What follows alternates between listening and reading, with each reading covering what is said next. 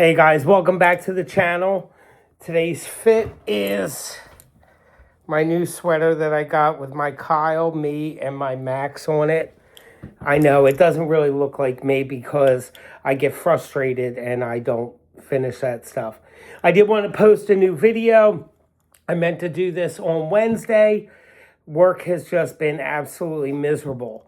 I seem to be getting a lot more hits and likes on the shorter videos, so I'm going to try to go with the shorter videos. Right now, I just got back from Long Island, Opera Night, Long Island, at the Unitarian Church in Huntington. We are so blessed on Long Island to have the talent that we do. I mean, these people, it's amazing. They are truly, truly amazing. And if you live on the island, you owe it to yourself to get out and see one of the shows. Starting in the spring, well, the winter series, they're going to do 2 shows a month instead of 1 show a month. And they're going to be at St. Paul's United Methodist Church, which is my home church. And it's just, you really owe it to yourself. I mean, it is a night of culture. It is a night of wonderful.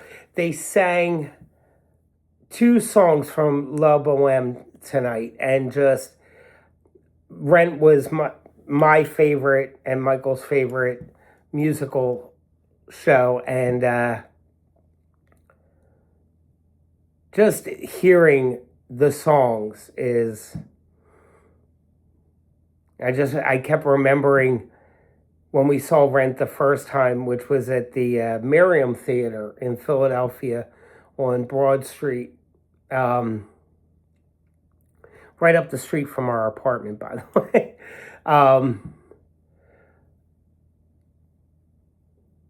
And just how absolutely wonderful the show was.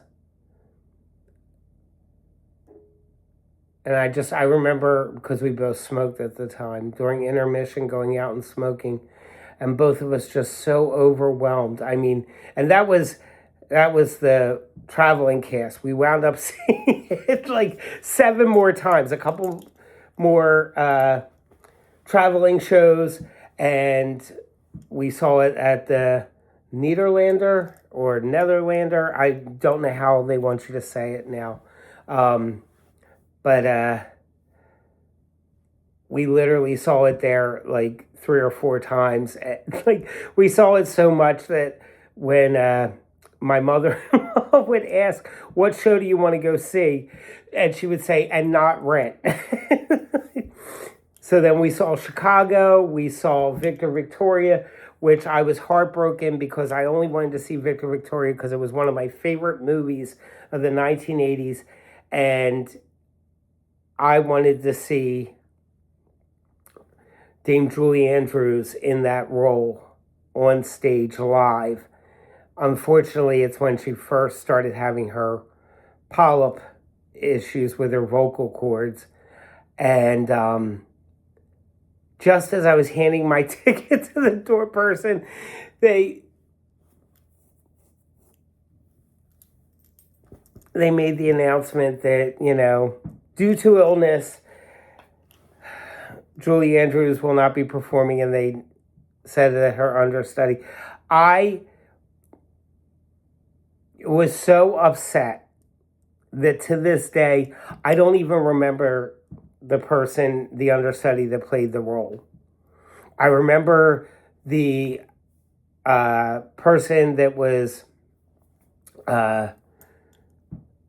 doing the Leslie Ann Warren character, but to this day, I still have no idea. I'll have to go looking for my Victor Victoria playbill, but that was a real disappointment. That was right up there with missing Dionne Warwick back in 1976 for the bicentennial.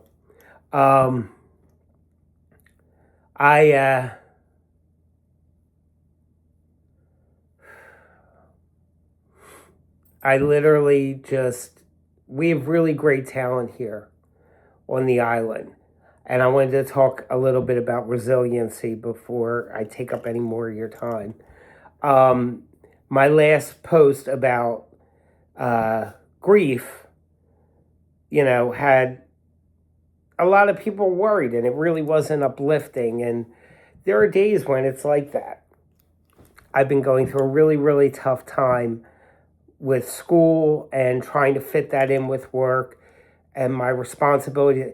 Like, there's always a dish to clean. There's always something that needs to be washed. The other day, poor Kyle got sick and threw up all over my futon. I had to clean the futon cover. I don't know what is in his stomach, but whatever it was, like, it went through 2 washings and there's still like a little stain on it. I just flipped the futon over. I can't. My poor baby. But he threw up on the pillow up here. He threw up on my Phillies mat.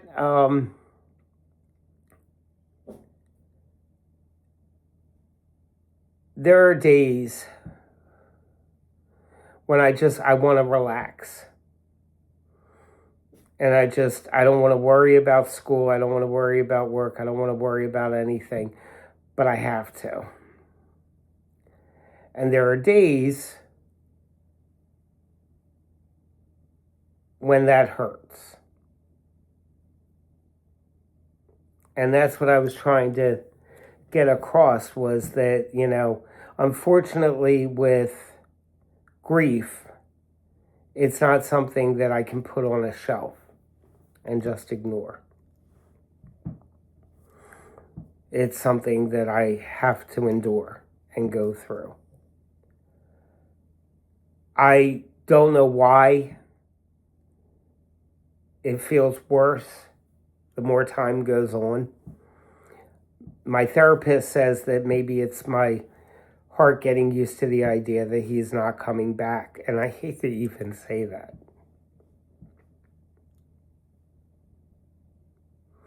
I know it. But he is still so alive in my heart and in my head. When I think of things, I don't know if it's the writer in me, if it's I don't know what it is, but I can close my eyes and I can feel, I can smell stuff, whatever the memory was. The thing about Rent was that we both just stood there silently for several minutes, like just welled up with emotion. And just Michael under the lights of that theater.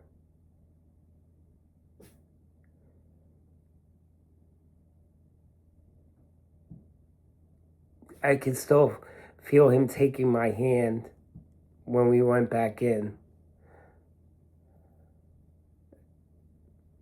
I miss feeling safe and feeling safe with him.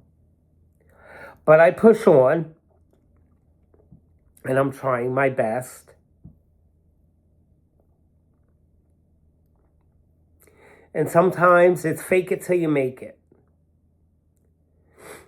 And that doesn't mean that I don't have good days. It doesn't mean that when I'm laughing, I'm not really laughing. I am. It's just there's always this nagging thing in the background that you should be here. And you should be with me. And that this isn't fair. It's been a difficult road. And I'm sure it will continue to be difficult. But I got to get through this semester. I got to get through this problem. And then I got to get on to next semester. And I got to finish this degree so that I can get into ministry. I told Pastor the other day, like, it's a physical pull on my heart that I just that's where I need to be. And I just,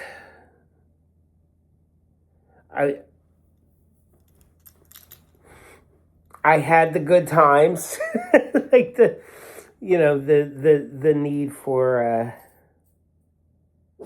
adventure and all that kind of stuff. And not that adventure is going to end, but my person died, and I'm ready to get on with the next part. I'm ready to get on with God filling me up so much that I don't need that anymore. All right, I'm going to wrap this up very positively in that it was a great night at the opera. It's my mother-in-law and I, it's our date night because I go to the opera with her. It started long before Michael passed away, but Michael had no interest in going. And she asked me if I would go, and I said, of course I would. And I went, and I love it. I absolutely love it. The voices, the talent. I mean, these performers. I mean, today, Kelly Horsted, who is the accompanist, he played a piano solo that just really reminds me of how much I love music and how much I love voices. Just absolutely wonderful. Well, friends, I'm going to keep this short. I got homework to do. Going to send you a lot of love. Thank you for checking in on the channel. Please like and subscribe. I mean, my analytics suck, and I need to get this up and running. I'm hoping, soon I'll learn some editing stuff so I could do the cool, funny videos and all that kind of stuff, but we'll have to see. Until next time, I'm trying to catch my second wind, and I just want to thank you all for being here. Make sure to like and subscribe.